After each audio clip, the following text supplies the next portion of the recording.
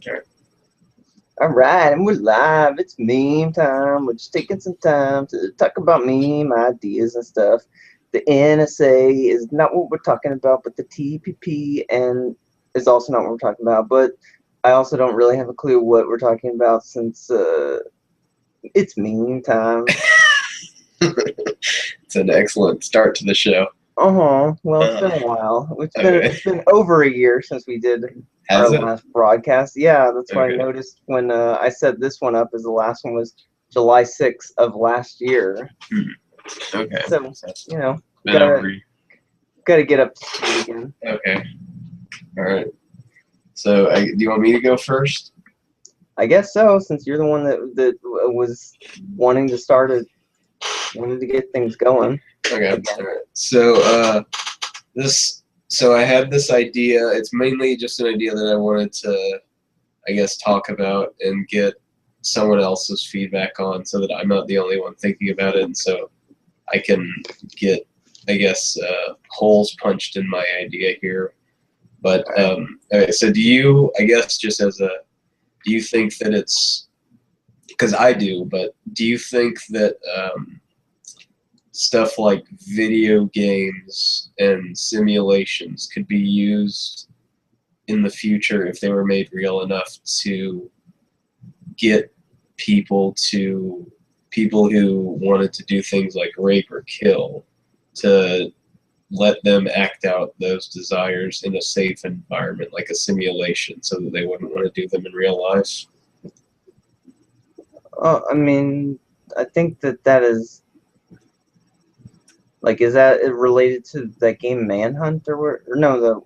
What was the one that you told me to Hatred. Hatred, right? Yeah, that's somewhat what I was wanting to talk to you about that before.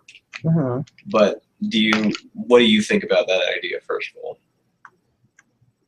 I mean, I think that is probably, there are some of the games that are already out. There's probably some of intent, some of that same idea in those, put into those games. Well, I'm not saying. I'm asking. Do you think that's a possibility? Not that there are games that have already been made that way, but do you think that that's a possibility? Like if a simulation was made that was real enough to simulate, let's say, child rape or something, that child rapists could use that to sublimate their desires and not act them out in real life.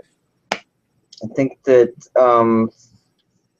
to do it effectively, that there would probably have to be some sort of structure to it, where I guess maybe there's counseling attached to it or something. Okay, yeah, okay, yes, I can understand that. But do you think that's a possibility, possibly? Yeah. Okay, because see, so one of the things that I was thinking about, first of all, was just that when I was younger, I probably wanted to join the military at one point or other. And that's largely probably because just, I thought war was cool and all that kind of stuff, like young kids kind of do. But that probably playing games and stuff like that led me to playing like war games and stuff, got out that part of me that wanted to do that stuff, so that I wouldn't actually want to do it in real life. And it let me do it in a safe environment where I didn't have to put myself or other people in danger, and therefore I could act out those fantasies without actually doing harm to people and stuff like that. Mm-hmm. So that's one of the things. So the idea that I've come to, and I'm not saying that I necessarily believe this, but it's an interesting notion that I've thought about. You have a notion? Yeah, no, I have a notion. Diane? Yeah. Okay. Is so the creation myth for humanity, the main most notable one is like the Adam and Eve. God, there's a tree that has the knowledge of good and evil, and man ate from it, right? and then God, we now had sin, and God cast us out and stuff, right? Which could be, well, I mean, which could not necessarily be a myth. Well, that's what I'm getting at. I'm using the term myth just like a story. That's the story. Allegory. Yeah. Okay, so and that's kind of what I'm getting at is, what if maybe that's not necessarily a myth. Maybe that's just not exactly. It's not as exactly as we understood it like that. Right. What if it's something like God? Okay, so let me back just a second before I get into this. So the other thing that I've thought about that went into this was something that Chris Koppel, who's been on Meme Time before, had suggested to me that actually was something I had never thought of before, but was something that I thought was really interesting. Was we'd been talking on one of the Meme Times about robots gaining sentience. Mm-hmm. And I said that I didn't think that could ever happen, knowing what little I know about programming and how difficult it is to teach a computer to do anything. Mm-hmm. The idea of computers being able to eventually think for themselves and do everything, understand that they are beings and think their own thoughts and stuff would be too out there to do it. And Chris kind of flippantly said something along the lines of like, or I said something like, it's all just a bunch of zeros and ones, and Chris said something like, yeah, but we all just started off as a bunch of like protons and electrons and stuff. Mm-hmm. And even though that's, and we became what we eventually became, and even though that's kind of an obvious thing to say, and I think that's why I said it kind of flippantly, it's something I'd never thought of before, but I thought it was really very interesting. So I started to think of things in a way of like, let's compare computers as something that we as humans have created, and let's compare that similarly to something like God creating us. Okay, it's like a similar relationship. We create computers, God created us, et cetera, et cetera. So why did we create computers? Well, we mainly created them for their processing power, right? To be able to do things that we already knew how to do, but do it faster and do it better. So, and be able to do it at a pace that far exceeds what we could do. That way, we're able to free up ourselves from having to do all the number crunching and stuff like that. We can work on bigger ideas, create better computers, et cetera, and basically fast forward our development, right? Are you with me so far? Yeah. Okay. So what if God created us with the same sort of idea, is we act as sort of processing power for God itself. And so God has all of the knowledge. God needs us to procreate and to have many of us and to think, because God gets all of the ideas that we have. So God works at, now at like 6 billion, 7 billion people's worth of ideas working together all at once. And he's gaining all of that knowledge from us. And it allows him to become a better being that better understands the universe and better understands everything that's been created. So the part of this that I'm getting at, though, is if we take the notion of maybe it's possible that we could sublimate our evil desires into things for computers, into simulations for computers or something like that. We could put our desires for war and killing and evil and rape and molestation in them and take them out of doing them to each other. That possibly that's something. We always have this idea of, why does evil exist? Like, that's one of the core questions that people ask is, why does evil exist? If God's good and God's great and stuff like that, why is evil allowed to exist? What if it exists because God took his evil desires and stuff like that, anything that made him not perfect and evil, and acted it out through us as humans in the form of war and murder and stuff like that, to keep him from having to do those things on his plane of existence, to make him perfect. And therefore he could become a better person, become a better God, and then send his knowledge down to us on how to defeat that evil that he would learn by separating himself from evil, the evil that he lets us now act out. He would be able to learn how to defeat evil and share that knowledge with us, which would be why, for instance, in the Old Testament, God is generally seen as being kind of harsher and more evil. But once he starts learning and becoming better, he becomes what we think of when we think of Jesus as the version that spreads love and everything. And he sent that down to us to teach us to be good to each other and stuff like that. And one day we'll have to do the same thing. To get rid of our own evil, we'll have to use computers to sublimate our own desires, our evil desires, and use them in simulations and games to get rid of it, to be able to elevate ourselves. I mean, that goes along with stuff that I've been thinking about, but from a different perspective. Okay. Because when I look at the creation allegory, the way that I interpret the creation allegory is that, and I would say that, I think that the whole point of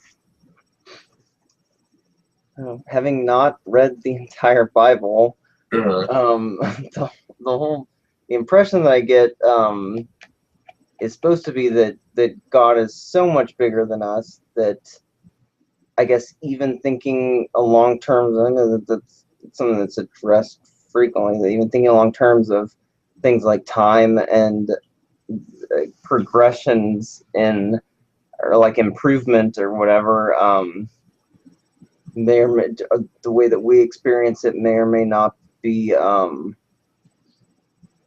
applicable to God.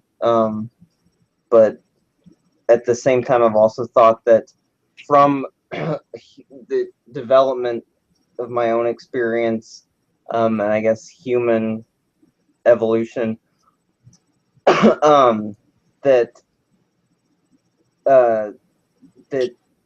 humans, that there might, that even if God is by definition, or I guess traditional gods by definition, like omniscient and all-knowing, that that doesn't necessarily eliminate the idea that God does work within some sort of time scale, and so that there that God doesn't also experience feedback as a feedback mechanism from like humans and I guess existence.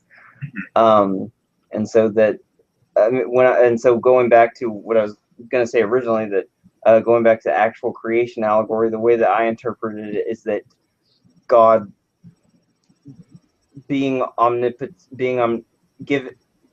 working under the assumption that God is omniscient, that even evil, all good and evil possible concepts that could ever be imagined, he has already thought of, or has some sort of experience having thought of or addressed at some point.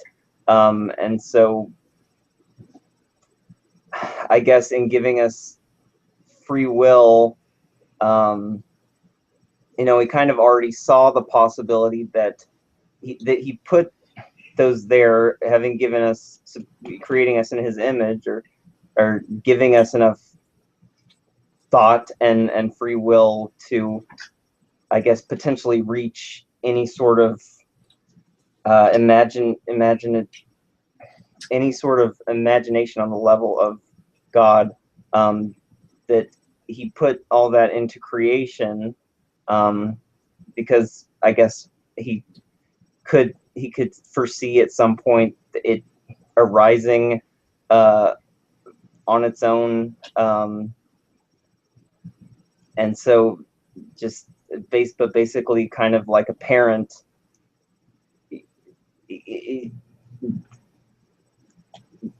that, well, and I mean, and I guess also, with assuming the whole, depending on the timeline of the actual Bible and the whole storyline, as far as like having the angels and the angel Lucifer and his fall from grace, that if that timeline existed before humans, then if a fallen angel that becomes Satan and becomes basically wanting, there already being in existence an entity that desires to become God, that wants to be God but isn't God. Again, him already having that foresight, that and already being aware that is part of existence. That him putting all of the pieces there, basically trying to teach us as a parent to a child, okay, I know that, like, here's this thing, don't do it. I like, you'd be better off, I can already tell you from experience, you'd be better off not doing it, and not even messing around with it to begin with. But giving us free will at the same time, him being aware that it's still possible that we're going to go ahead and do it anyways. And that's what happened.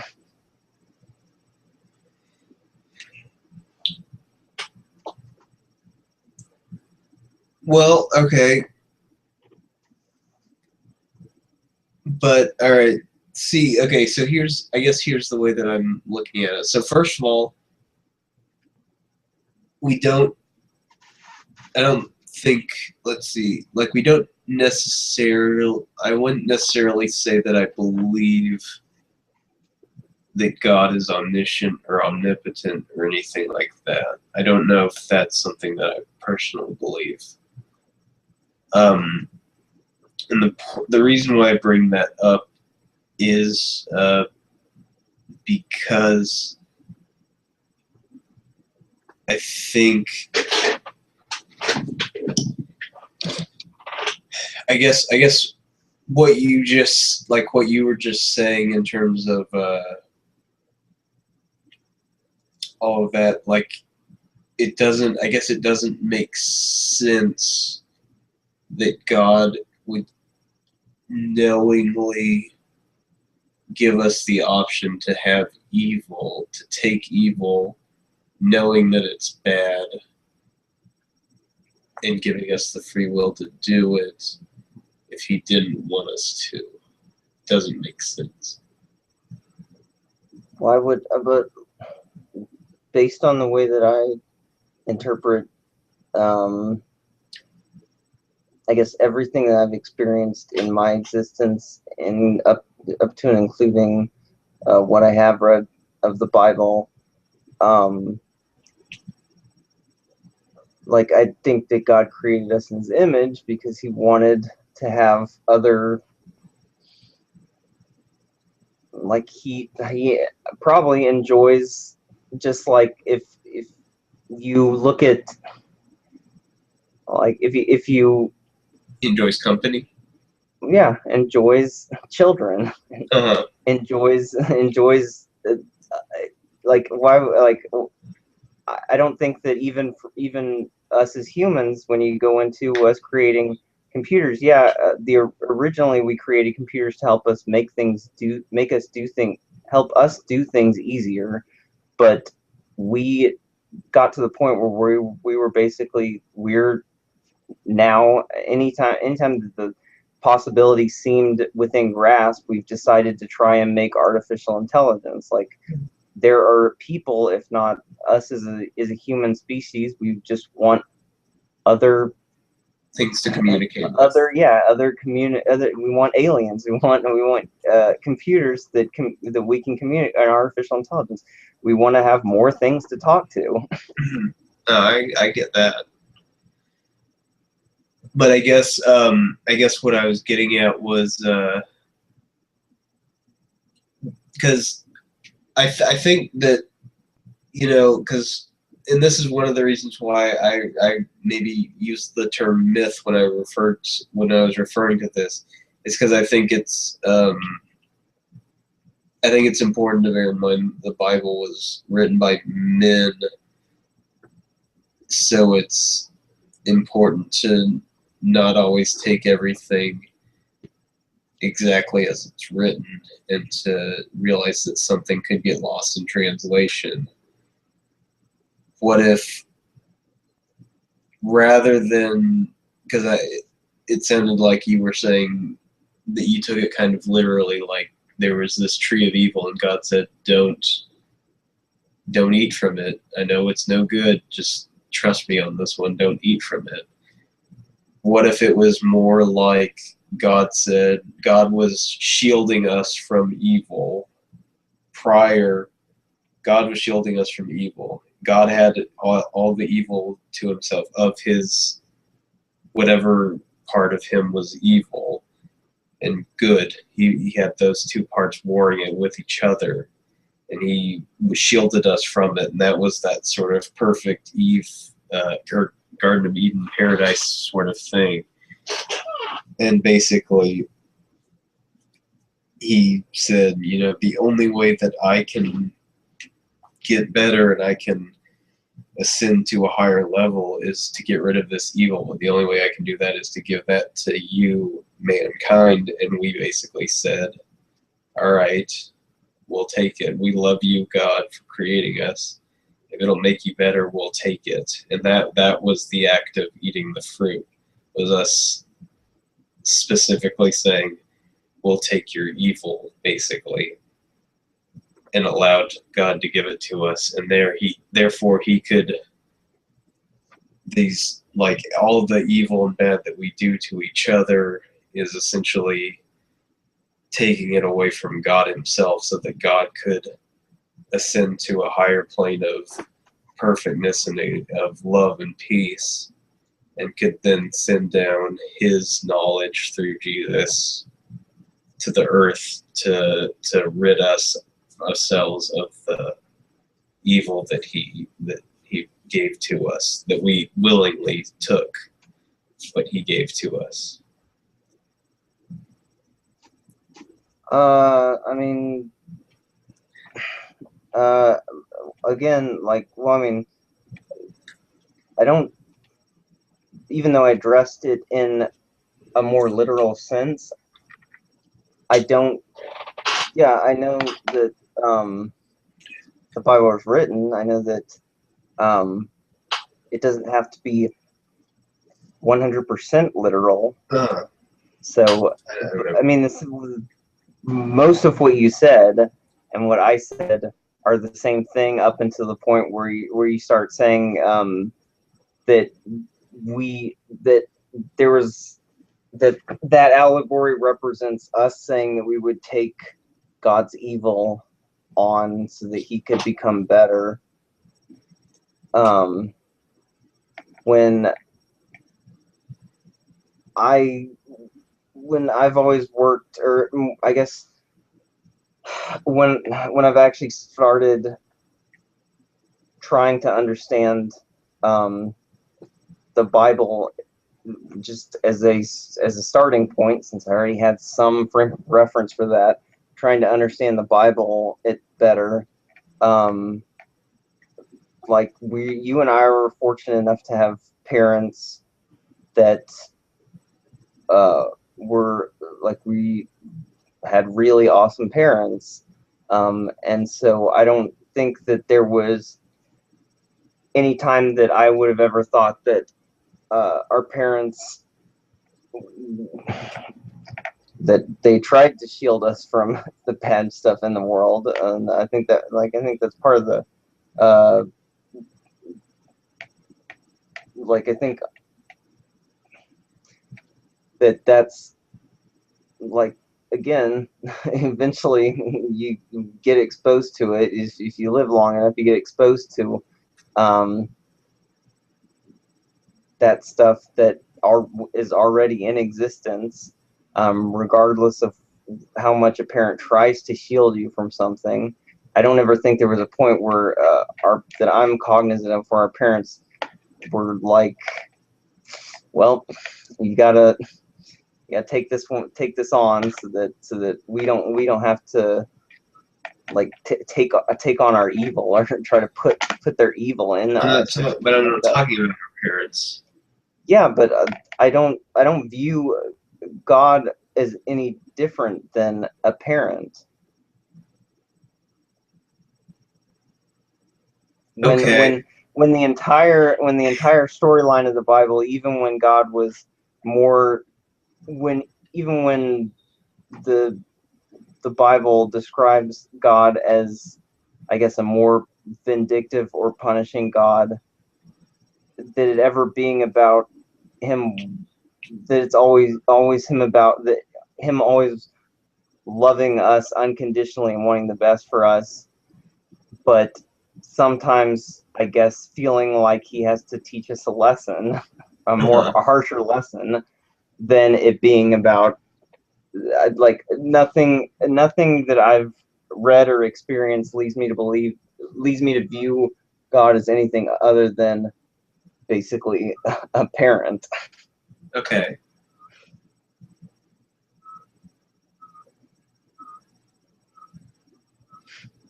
I guess that I don't understand what that has to do with our parents.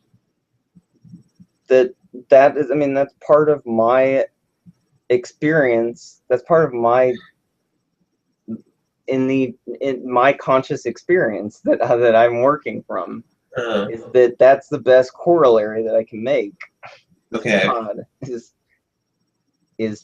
from my own experience with the best parents that I've seen in my lifetime. Like, yeah, there are shitty parents, but yeah. I'm working under the assumption that even if God is not omniscient, that at any point in time, there has always been, in my life, there has always been another human being that has lived on this earth longer than me and has more experience, has more human experience than I do. And so even if I didn't believe in it, even if I didn't believe in God, that, and this is something I've come to more recently, is that person could be viewed as God to me. Okay, I think they have a broader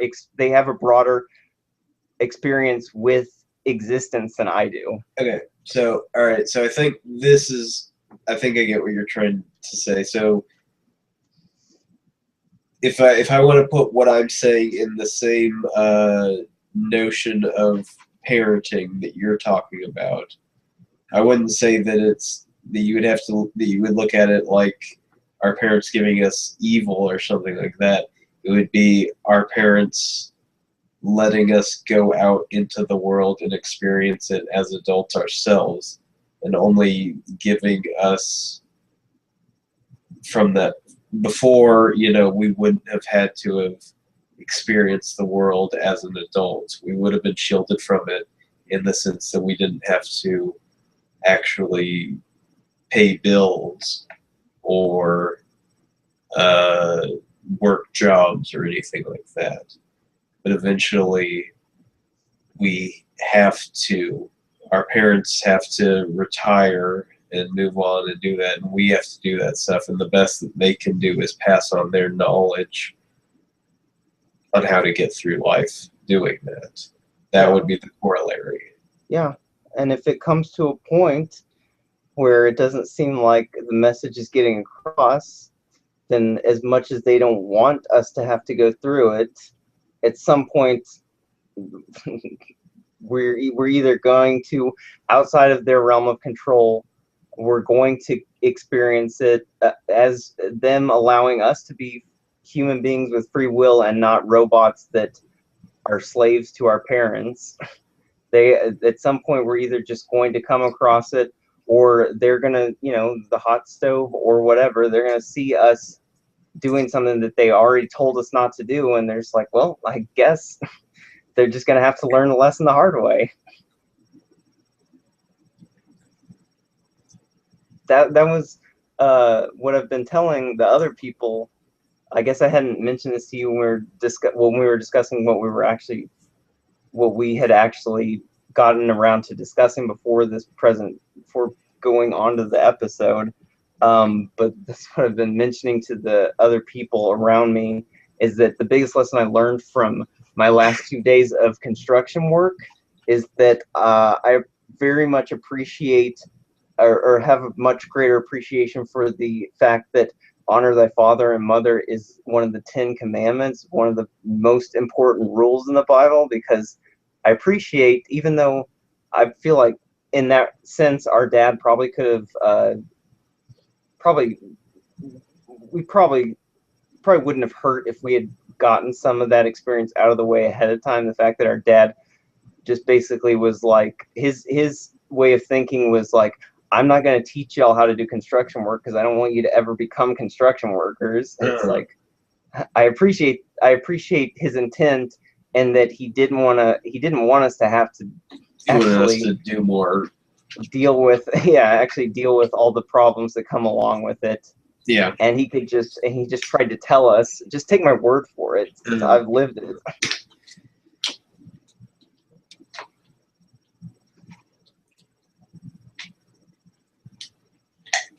And so, I mean, like, the way that I view biblical stuff is that, when it's like God decides he's gonna flood the world or something, and part of it is it's like, well, I've been trying to tell y'all for a while not to do all this stuff, and now it's starting to get, I don't know, out of hand, where maybe there's like a risk benefit analysis where he's like, if I don't step up and do something a little bit harsher, or allow something a little bit harsher to happen, based on the direction things are going, then like humans are gonna have a much worse experience on the whole than is valuable to them, I guess, in this particular scenario. Yeah, I guess I was looking at it like a computer that's got a virus, and you just decide to delete everything on it. I mean, I think that's part of the value of, without knowing the whole truth, I think maybe that's part of the value of continuing the human procreation. The fact that humans don't live forever, and there's a continuing human procreation, is there might just be a point where, if we were working from the sense that God is not omnipotent, in the sense that just anything that could ever come to fruition, he can fathom anything that could ever come to fruition, but that his range of experience is so much larger than ours, that this point in the evolution of the world is the best tools that he's come up with at this point. And so humans just fall apart at some point, get viruses and stuff like that at some point. The materials break down at some point.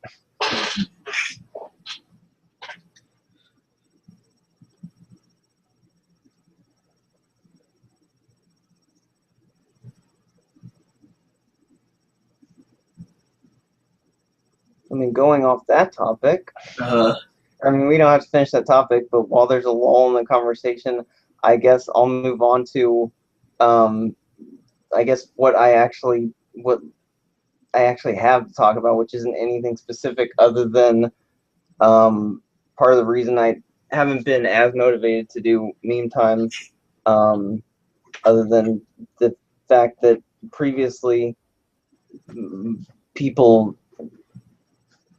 other people, there wasn't enough drive from the people around me to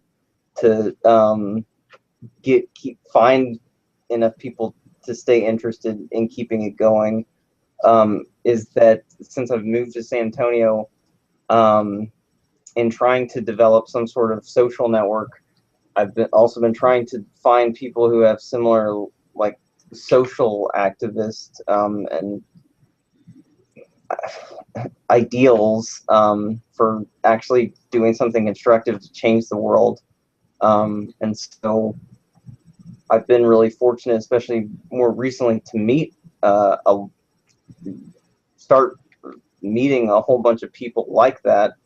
And so it's gotten me more motivated to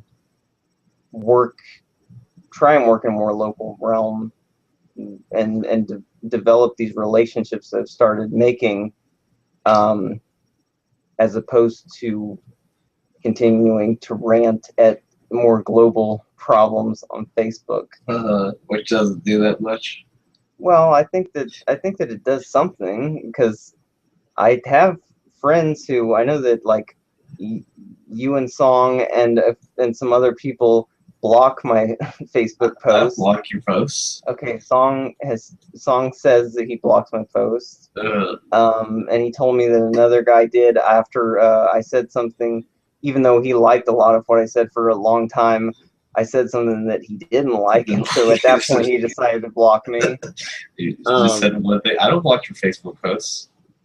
Okay, I'm saying that Song said that he does. I know that at least one person has decided to. Song, who cares? I know, but I've received positive feedback from those posts from different people, and so I've tried to decrease the sheer amount that I do it, so that maybe there's not overload, irritation from overload, but I still do it some. If there are people that feel like there's something constructive being gained out of either the post or the discussion that follows. I think that's also helped, is that some of the people more recently who have provided positive, likes or positive feedback, have been willing to actually carry on the discussion in the comments thread beyond the initial post. So there's an actual fruitful discussion that arises out of it, instead of just me posting something. Okay. I mean, yeah, and I think that is been really valuable to me, and I guess still hasn't progressed, I guess, to anything like major, but I feel like that kind of networking, that kind of local networking, has been probably as or more valuable than just sitting in front of a computer and reading about the stuff. Have you tried Reddit? Yeah, I read Reddit occasionally. The impression that I get from some of the stuff that I've read is that there's some level of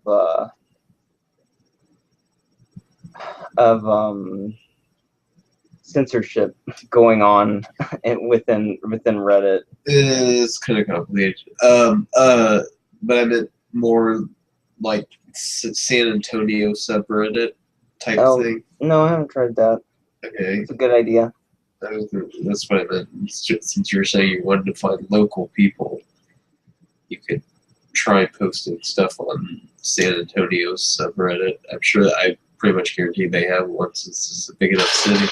Yeah, I think that's a good idea. It's obviously when I don't have a job, it makes it a lot easier to have time to do stuff like that. I'm taking things right now as they come, since they've been coming at a pretty decent pace, and whenever I do get a job, I don't want to end up feeling like I'm stretching myself too thin. So it's not that huge hurry, but I think that's a good idea. Like I think that going on this, I don't think there's any commitment attached to just checking out the San Antonio subreddit. Uh-huh. Okay. Do we have anything else to talk about at the moment? I guess not. Okay. I think that like we're at like 45 minutes. So I think that's probably maybe more, even though there was some pauses in this one. Keep anyone who actually does watch this, keep in mind that we're getting back into the swing of things. There's only two of us, and I feel like to be fair, 40 minutes is better than like 2 hours that we've had in the past. So it's easier to consume. Okay. All right, this was meme times. They had meme times.